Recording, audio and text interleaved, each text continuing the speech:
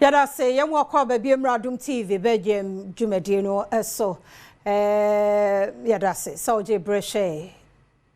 health tips na otwi mu nyina ye kasa de afa neuropathy ho dog say nerves no nti say nerves no wu a baby na ho na wuo no ontenka nhunu mensa ya mi chinchim ye ni say ni nyina ye nerves no na ebo ho ma no ye sade no nti say nya adwuma na say problem to fa na number na no akasa ochena sabre ya ye besa to so wo ho midini afia amankwa tamaklo utie 60 no a na wahu se bebe ye duro no Asem medika dwumadi na Asem we no soso de ehia se ye ka na mpanifo sete up ayem se sebio adidie mo mpanifo asebi mo ya da dwuma no so won mo gine kuntan hye bokasa bebre so be wi akire 9 day wonder adwuma mo be sori ayere den no ye ni na wo tweda 1 month ma na fe asaba square 1 eno no na se ne ye pese ye call se oman enna ye Asemidi ka no baby ade ani a kire no Kaneshie ene Madina Kaneshie market ene Madina nyame ekoso wo hodo mu anya mieni mu ni entwaye na adwuma no sama mpani nko betumi aya anko on appoint you bia na nke anu ono nko a wo kwa ha no aba ha no kwa ha no aba ha na so adwuma no nko antumi nyenti ya kyechem obia ne de na so ayem se ase ebinom o ma da adwuma no so eno a ne se yakọ ni akọtena office ni assign ni ayese adwuma no so wo ho koye dwa ya mabodi na kohwade yakoso e wo ho basa obi eye ne ope Madina kohwe babia e wo se enipa efa no se ya hyedwa e wo ho wo mo aba kakra wo madu kwam enu nti wo bedru Madina wo di Kozongo junction traffic pa wo ho enye bibia o enipa ya hyedwa no wo kwan no ho ana trotrofo no so adrobafo no so eyi wo mo de nanso wo behwe na posi ni bi gina baabi o enti kase no ya ka ho obi nko obi ma ene ye gina ho eya hwanya Asem we wo se mpanifo Madina eno ye lankwantanan assembly ana asa hefa ade na wo se we yetene ho kra me ye ka enu ti ne appoint ene die mu mpanifo mo nsori na mo nya adwuma eni kwan so wo ho ye dwa wo ho wo se adwadifo ye nyina ye kɔ ho ne ye kokodi dwa adwo ba ye betena kwan no ho hwiyansi na woche aye no ma abena ba betena ho aye no ma na de ma memfa wo nkɔ Madina na wo ankasafo ani hwɛ wo hwɛ me wo tie me na wo afo ani hwɛ na wei saa ne ebu man saa ne ye kyekere man de bia na ho ache de bia hwɛ Madina no de bia kura yetimu traffic nkuwa na wubusa ho de na asi wo be ko nipa traffic ka ho e na ahyen no nso ye ka ho enso adwumafo gyegina mo na me nim report aya na wo mo agina ho abayefo no ne ade na wo mo de koma wo mpanifo city guards fo no me nim information wo mo de koma ase oma be ye part oma be ye used to the people eti normal na ban na abayi na sa na ye nkomo sa na ade ache ne asa akoda ne asa sori aba ha dwun na ba bia wo se me na me kwa akoto ade no me kwa akoto ade na wo se me fa no wo be ko ne asedwa wo ho sei enti no de ye kura wo mu se mistakenly na bia ho koka na bibi kangu obeje odo ade obeye wo no wa urebe ho mi wa ho no nya ba bia ye didwa ene ya hwa ne ya ye din na we be de yakoye nim Madina wo de me se kɔ ho me nkɔ akire me nwura inside wo de nyina Zongo junction ho no mo akra kakrai ha dwen MC sɔre ne pie na kɔhwɛ na wo mo ayo wo madwuma no so bu se wo mo question every day the report nansenya akra de meyo iba ye o ye bibi kakra be hwa dance ana nkrofo die ye be ko hobre se mu de nyabote na nene mi focus no emra Madina a we mu yi wo mu a ye de wo mu ko inside a hu se kwa mu nyina beda ho ade enti ne enti menye ade enti a question ade enti a na wo ko Kaneshie so a chese ewia bi wo ho no mu a area bi wo ho no ho se wonim pa na se okokotoma eya amane se beye pa wo be firi mu ye didwa wo kwan no ho saa na cars no nso trotro fuoi wo nwura mu o eto ho no a ano ho no a no wagina no wo fa nipa no wo fa nipa enso se wo na wo tim na wo so wo si wo hakra ko wonsi enso no panipa de no wagina ho ekwan mu ho a no wagina ekwan mu ho a se wo dwene ho a wonte ase mi wa mpanifo wo ho mpanifo ye wa MCs ye wo DCs se wo ho na we nyina kura na nka honidie bi kura ekoyie kura bi a ke be cheche ye ho wre kwahwe ho kankan efi ni ete ho ni edidi me se bola sumho te se bibi asem be kura de enti sa ye won su tutobre mu kwahwe wo beti yare esesia efi ehon so ne eton tomatoes ni makoni jene ni akoto wo ho na se nyina ya me ni da ho pa de ese ye ntwa ade wo kwan no ho ne mom ba bia edwane inside ne ba kwa nko be ba ho assembly wo say sorry how some sorry na mo nka mo nyina nko inside na kwan ni mu na ho na kasa bebre sa kasa na ye die kire ne ye kone ye ba ne ye ne na wo tweda ya sa ba square 1 nti ene say obi obeyi danim so obeye nso obewie kire note ne letters a obenya ewia ne apepa ya no ne asa betena ha ne aya sa ka ade asem ni mi wa ye ko obi krom ne yekohu a na eye fe nti ade ne ye ntumi nye obi ye nso amunya no ma ne nye na bewie kire na ye twetwo ne letters bi wa hwekora na adwuma ebo no ona ye ana nwoma na abe yo man ye na hwemu twam ko ye adwuma ne ko sa ye tititi wasa na fie na aba fie nwotwe aba na asesa na sa ne yekoba sa efi no obi dwonso kwam kwahwe ayi Kaneshie ayi ye frɛ ne say like the idea chebu we fa ha ye fa he dwonso kwan no ho sa yesusu ayi commercial bia na mo ye ayi pani onya ne ba bia kro former vice Alhaji Aliu Mahama oya adibi obi na de ababo aha na wo Johnson mi refi sa ad meme nnam kwa ho no oyi ba bia na oyi no Johnson ba bia kromo nyina bon ana gata no musu asi efi mesi kwahwe nsu atoi enso obi animu na se nyina ya ba no obi ya na de nkakra ko bi bekasa kamampani bi bekasa bibia wo ye behwe ani ate ho committee de nki e betumi aye assembly adwuma no ho tankasefo na wo ye hwehwa ne yakasa tankase ba watwitwe aputo bibre ni nyina neat enso ene ya ene kura yesi ye ni ate ya ni bia ye kɔ ye ni mo kura no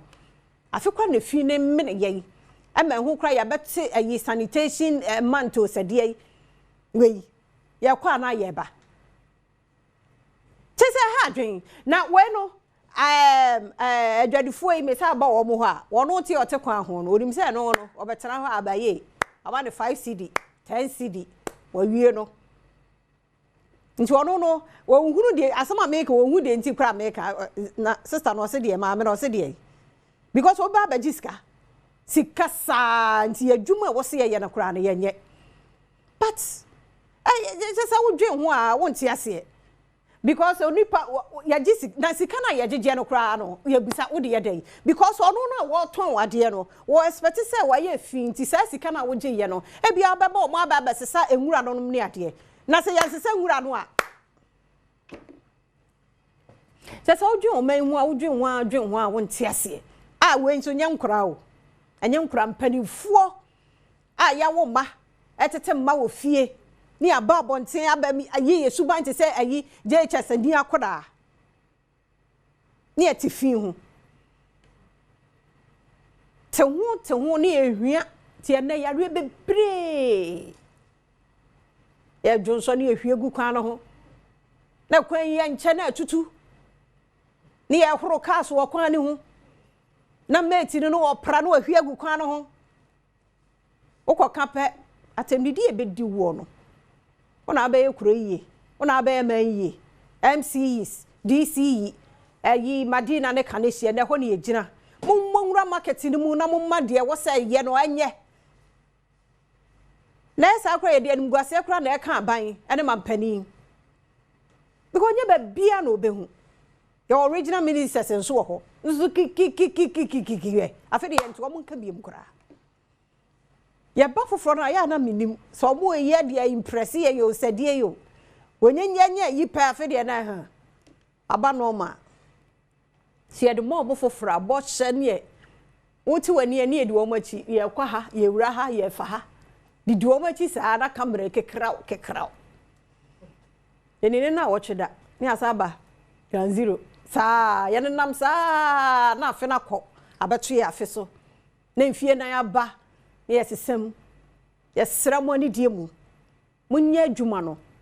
na mo yie ni yi a sa de ye ka ne ye be ka ne sa pepepe na ho ne mpa de efe nti wo akura wo fie kura beja wa mo ho aye fi sa ade a wo fie nwura wontumi tutu basa ada na abonten de oba wo yesa wo me wo hwa bi na no no nsuo wi a uja to kwan hu eyema wo na no ya de dustbin sisi ho na no kwabrane abewia we ade esuban ni wa mewia nso no aso ne fie nwura banche ne bode nya ado no abehwie agu abonten de mu a ebi a wo no nsuo bi ne pepa bi kitwa bi na nka ade atomu no e na nwura no so abu agu so eche ayi boti force efine doso enye obia nso ena ama fine aba eye me ne umienu a na ya ama fine aba question ne say die de enye se be ya hokes no ne dwa kwa no ho no obefiri ho na no kra ya na e risk kra too much car na ba car bi bo break ni break failure na what ya fa pavement no so ya nwene ho se pavement no kra side eye nipa ye fa so okra no ye say prevent ye boye ho ba firi nkwanhia bi ho because a car ni faili the brake ni fail pay on fa nko car ni mo on fa nko road na so wo de pa ba bia space bi wo ho so na abetena wo ton ade ho na akotwa fa ye so de bia me mpa ya me bonus ye gina kwan ho ye ya ye te kwan ho ton ade rade hu ye mobombo ye ho ban nanka wonni kwan ho asampa ye we sanke be shift akọ ba bi foforo ye tu ne pe no aba na me ba duane me ba school fees ye be ka na as ye blackmail ye ntino wote wa na wuntie na we ye nso na as wa ye bone sa dwen kese ye de temayi mu mi wade ya wo ye enye assembly wo jisika nso mfa nye de wo se ode ye mo mu nko inside na kwan ni mu na ho na ho amu se na wo se wo prapra kro no mu ye market no ho amu na wo se pra enti market no ye ni association ana Queen Mothers market no minim se wo Queen Mothers no mni ade ma me no mon sorry ni nyina na so ka adwuma no bia enya ade ton no kwa nya tomatoes Queen Mother ana mako Queen Mother no akeke o wo se mo kabo mu na sa assembly ni nya na adwuma mo asa Queen Mothers na mo wo dwom no so mo nya mo adwuma na mo siesie ba bia mo tia tonton ade no enti so obi ye fia because wo no wa bre no wa ye no wa ma ho aye nti wo be ka manager yi mummy entra mummy enya ne betumi aye bibie no ho aye ntumi nye ade bie no awia so ka se wo be ya wo ntumi nye je se wa wo so wonye bibie ya possible ene ma me fancy ha ye hwe Kaneshie market ene Madina ye sre me ye hwe so panimu bi hwe me awo district yi mansi yi amabodini wadaro ma mo committee amon discuss it mun sorry na mun koye ma mo ma ne nye a day pe kiki entoa so ye ne saa ye besesa ye ne saa obi ama ho da ade no oba nse wu ba ko aba wanka mienu aba wanka miensa wanka na ba no ma saa no mo ba saa ehu abum bibia ye nkakra o enye se one day ene omu nyina ye so omu nyina no mbegu ho sala dabi kakra oba no baako na oba baako a wanyi no ho nti okwa akọka kire ni nua no bia bi ye adwuma oh me mo kwan no ho so brɛ saa ya ba kwan ho a me no de container no kora be si kwan no pavement no so ama ayi ye fra wo mo say bia ba wo mo abuso ye VC10 no ni ade gata no so hwa na wo de ko ayi wabobo e fere say te ade bi wo ho no wadwon so ho odwon so gu kata na ensuo mfamu wa no ntu de ya hwe heat bi aya na free ayi covet na heat bi mistakenly now na shem awro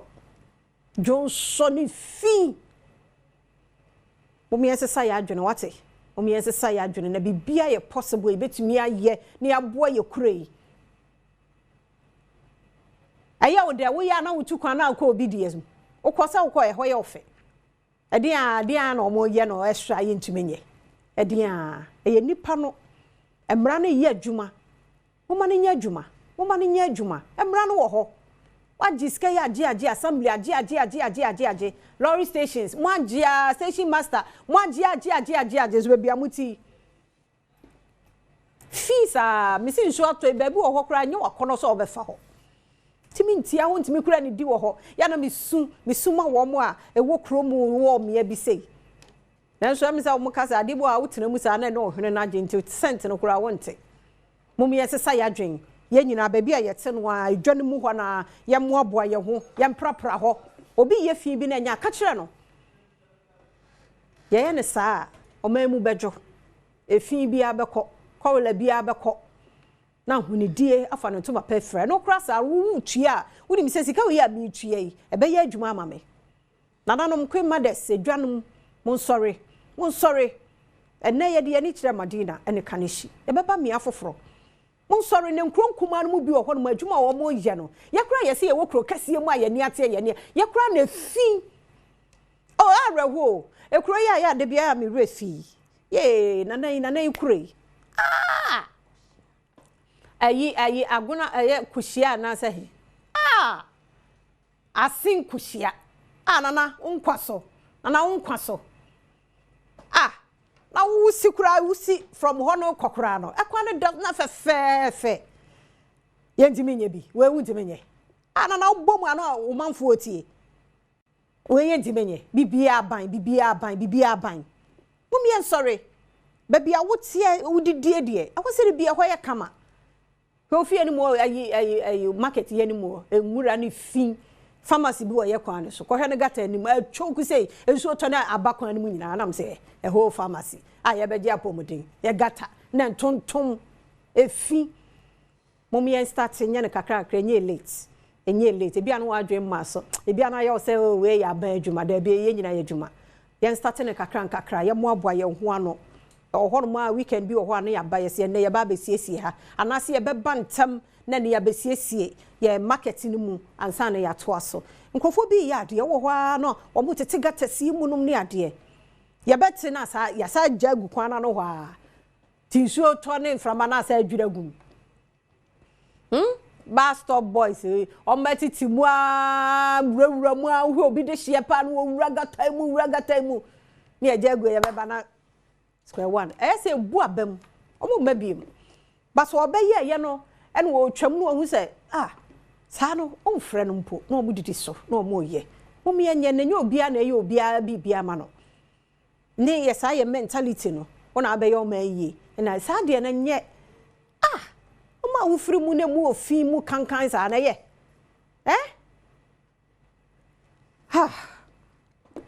ene ma me fa mu nsi ha na me wie ye wo abusua ne adofo bi a Rade Adom wo mo nkwa ho den ene Asem di kamedi si ha director boa ye mfansi ha ya mo nhira mo papa mo mre no madaje a mo de ma ye ya ne ye ka ni se be ya panifo ebehu ebi ho ha no wo mo hunu wo de ye mfa ne saa wo mo hu ena wo mo a ya som wo nso wo mo ba wo mo mfa accurate report de mre wo mo so obaje ani munyam enipa nti se wo apani na nsi akira nkwa nkohu ye be boss sa atwa wada pa sa enso na wo report a wunya no enya de wo ba behu ti sometimes yenso yensi akire hwe se eya na wo ze mampani otimi si akire kokohwe ono anso de nani hunu bi se be ya wo ba obetena ti mu a ya so soma mo no munya madwuma yie kwagye sika bia meme ke kanse foforo nkyere ye mensi akra chempanifo no yenye adwuma ni ye na wo ye wadwuma ye kura hu nhira no kura ye bebre obi hu de waya obebo abaso wani na ebia na me no so kura na wo kobia foforo ama sika di wanim 5 cd 10 cd de bia wa address kunta akra fie wo yire no ma wa begira kwa ho na no 10 cd sa 10 cd wuji wo fa nko assembly kofetim de gu botom nko a chen boto na twie na egugu sa omi asesa yadwe na beboy me kwaba ye ba ye birthday celebrant a ye be celebrate wo mo ye kwaba